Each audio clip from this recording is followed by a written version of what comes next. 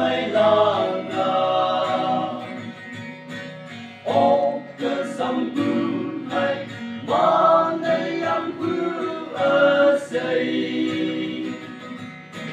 chính sâu phi hay lăng ở yên mùi màn bưu vui cơ phá bưu hình hao một lấy ấm mây chim nè kahwangpa cinta永恒chính sâu cầu nghỉ nhụy quăng nhắc nhau phần mê ngô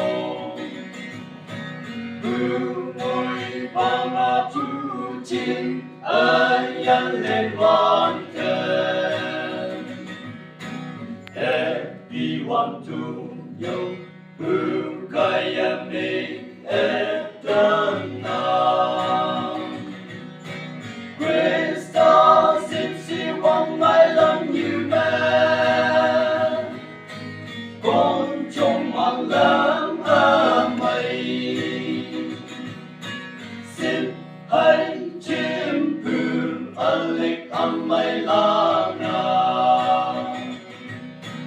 ô cơ sông bưu hay mà lấy em bưu ở xây chính sâu phi hay lăng ở nhân mùi bàn bưu vui cơ phá bưu hình hao một lấy ấm mây chim nè kahwangpa cinta永恒tôi mây linh yang lan trình là mùi ban pha trăm trong trăm lưỡi tam pha nu mai ya mi về yi ai yong ở ta sang ai tam pha chu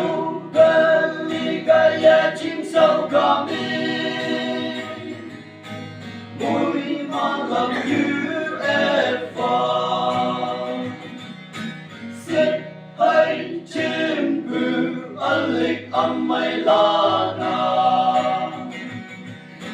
ô cơ sông bưu hay mà lấy em bưu ở xây chính sâu phi hay lăng ở yên mùi màn bưu vui cơ phá bưu